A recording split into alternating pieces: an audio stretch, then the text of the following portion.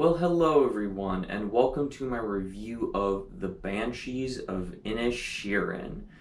Yes, we're getting to that time of year where it's all the prestige Oscar bait movies, and yeah, it's just that time of year. So I'll be reviewing probably some more prestigious stuff on my channel that I typically don't really review or watch all that often. But yes, The Banshees of Inisherin. I was interested in this movie because it had Colin Farrell in it, and I think he's a fantastic actor that gives his 100% in every single role that he takes.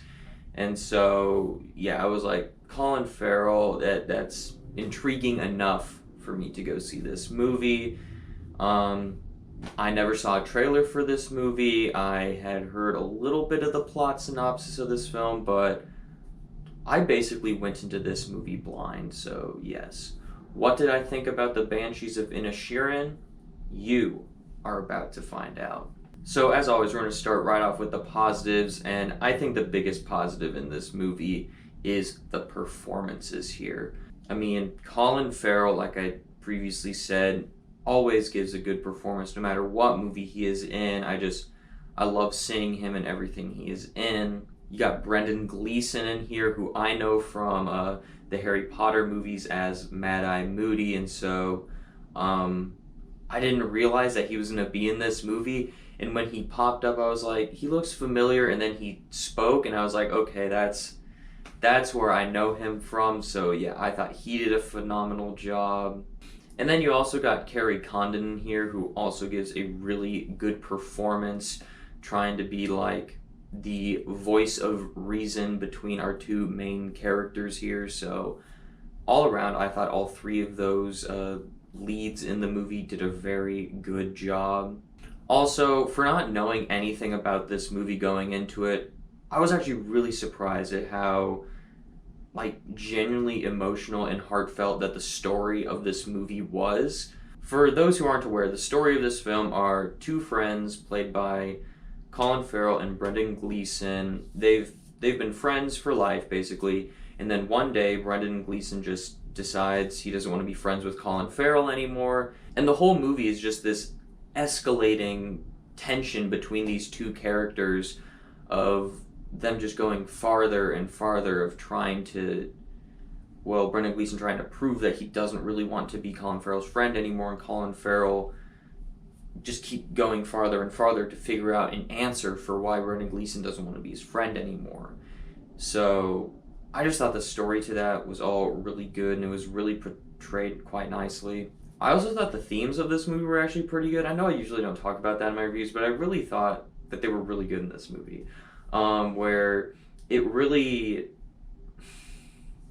it touches on like legacy and like what you're gonna leave behind after you pass away. Like, would you rather be known for being a good and nice person, or like Colin Farrell's viewpoint in the movie, or are you more like Brendan Gleeson, who would rather have his legacy be art and what he accomplished in life? So it raises an interesting question of your legacy and what do you want it to be. And I thought that was really interesting. I also thought the cinematography in this film was amazing. I mean, you have these beautiful landscapes because our characters they're stuck on this island, and so you just get beautiful shots of the ocean, you get beautiful shots of the shoreline, you got really tall cliffs that look beautiful. It's just like every single shot in this movie just looks fantastic. And so visually, this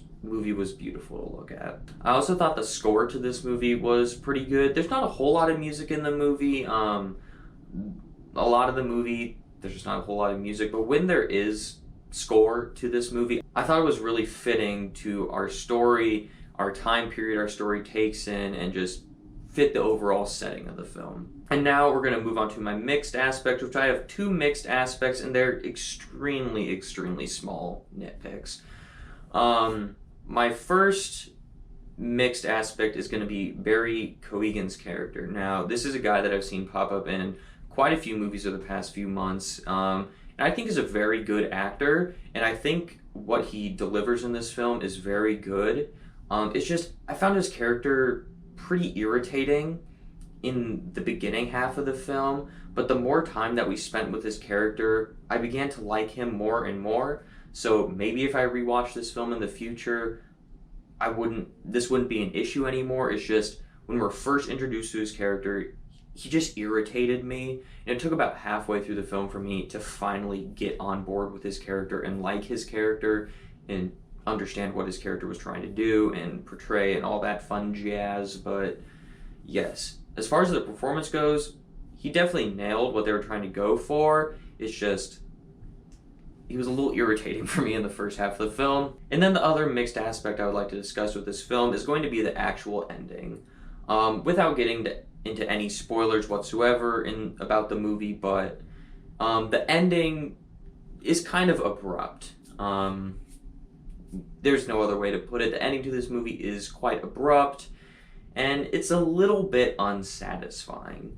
But the reason why I put this in the mixed category, not that's a full-on negative, is that I think the ending to this movie makes sense, to where the movie is supposed to end on an abrupt, kind of downer note and leave you unsatisfied, because I feel like that fits the themes of the movie and fits the story they were telling. So while I 100% understand the reasons why they chose to end the movie the way they did, there's part of me that was a little bit unsatisfied walking out of the theater last night. So yeah, so overall, I thought this movie was fantastic. It's one of my favorite films of the year. It's one of those prestige films that I really, really enjoyed and 100% understood what they were going for, and the movie just resonated with me. So I'm gonna have to give the Banshees of Inisherin a 4.5 out of 5 stars. I just thought this film worked on pretty much every single level. It looks beautiful, the acting is great, the story is great, the themes are great. Pretty much everything about this movie is great. So yeah, if you saw the trailer or were interested in this, or this is the first time it is coming onto your radar, I would definitely recommend checking this movie out. So what did you think of the Banshees of Inisherin? Have you even heard about this movie? As, like me, someone who loves movies and follows movie stuff so much, I hadn't even heard about this movie till 2 weeks ago, and it's one of my favorite movies of the year now. So yes, if this is the first you're hearing about this, please go check this movie out. It's great, and it deserves all the love that is coming its way, and hopefully it gets love from the Academy come the Oscars in 2023. But yes, as always, thank you so much for watching, and have a great rest of your day.